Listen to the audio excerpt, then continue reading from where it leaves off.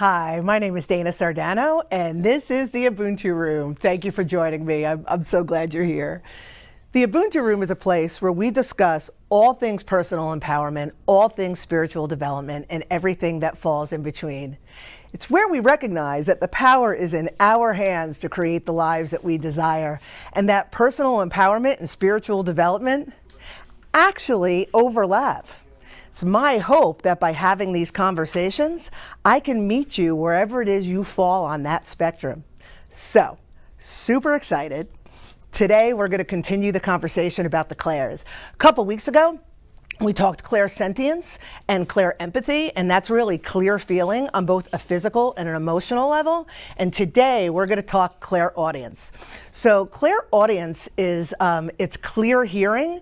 And just to give you a little bit, just kind of the long and the short of it, and then at the end of my segment, I want to break into, you've cracked the code, the woo is you. I did a whole chapter on the clairs, and I want to do some reflective questions to see where, what clairaudience looks like in your life. But clairaudience or clear hearing is basically when you have the ability to hear information from other realms in a non-typical way.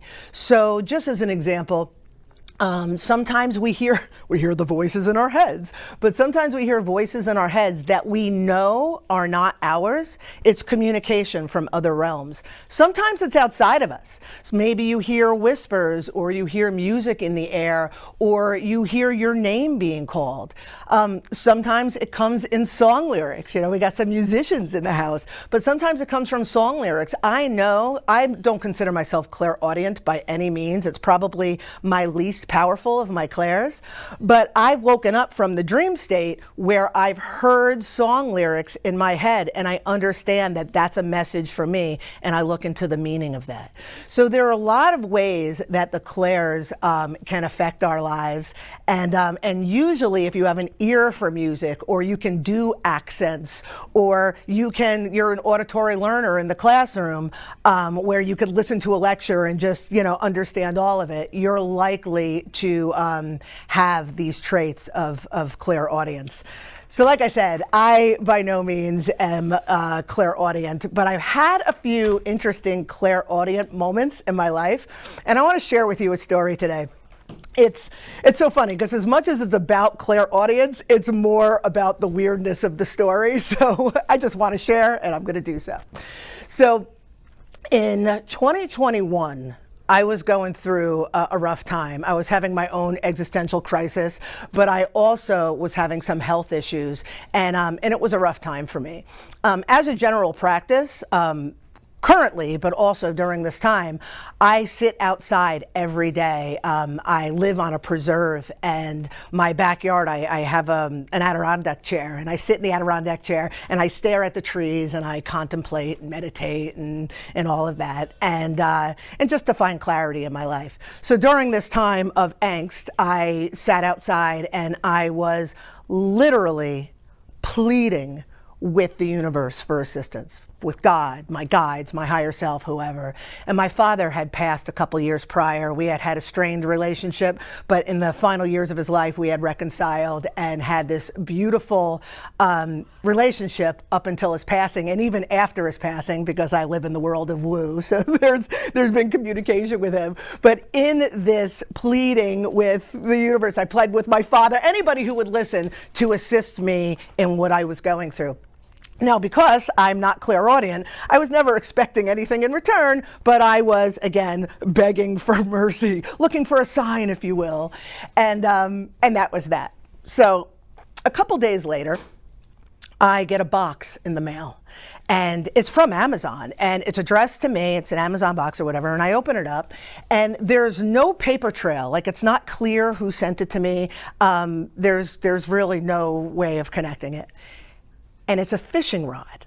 It's a child's fishing rod. Now, it easily could have been a mistake. Somebody at Amazon easily could have pressed the wrong button and it could have gone to me instead of somebody else. But I received this fishing rod, and it was like in a colorful box, and it had it was like the kind of fishing rod like with the reel attached, so for a little kid, for like a 6-year-old.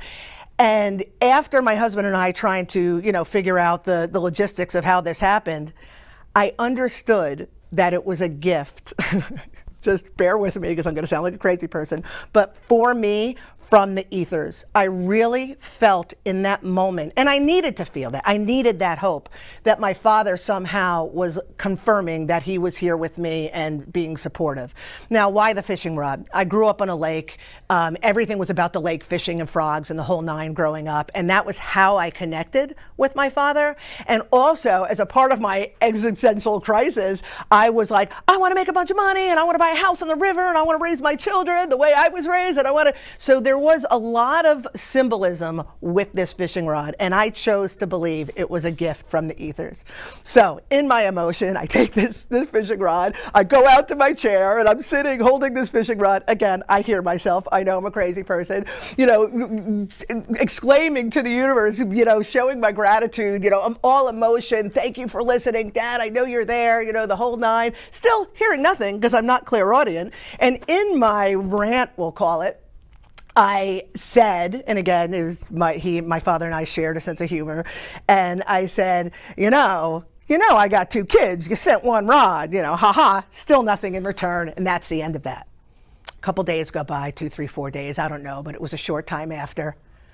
I swear to God, I got another box in the mail. I know, I'm not making it up, right? So I get another box in the mail, same thing. From Amazon, addressed to me, no paper trail inside, and I open it up, wait for it, another fishing rod. Wow. Now, I'm all chilled. Oh my God, Papa Jojo here. So another fishing rod, but this one was a little bit more sophisticated. This one was not, it didn't have the reel attached to it. It wasn't in a child's box.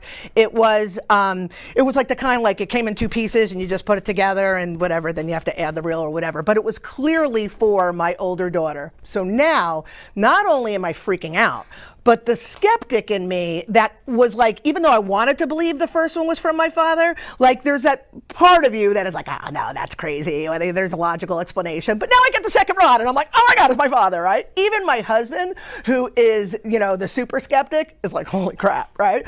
So scoop up both rods and I go out to the backyard and I'm sitting by the trees and I'm sobbing and I'm grateful and and doing all the things and thanking and everything.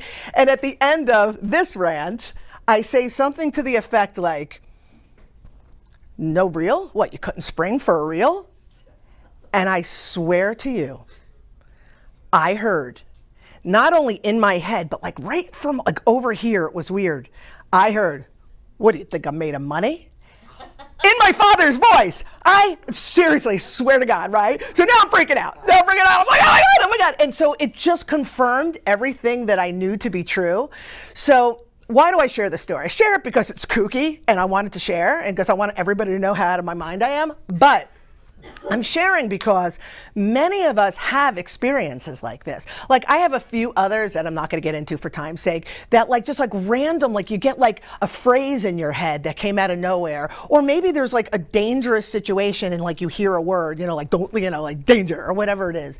And we have this and we tend to write it off. And some people, if it's more extreme, go to doctors, they get prescribed stuff, they get diagnosed, and we do that. And with the clairaudience, there's also a degree of ringing and buzzing. And I'm sure of all the people in the studio right now, a handful of you are like, oh my God, I get that ringing all the time. Or I get that wind tunnel sound. Or I get the buzzing. Sometimes I feel like I'm losing my sanity. The buzzing is so crazy and I get ear popping.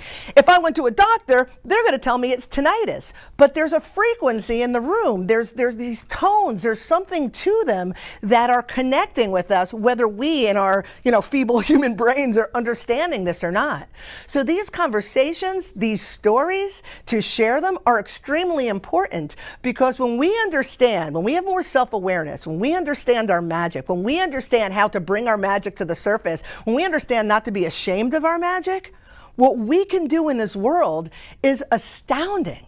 So I'm going to leave you with that. I know that there's questions in the room. I have my book to do the open-ended questions to have a better understanding of your clairaudience.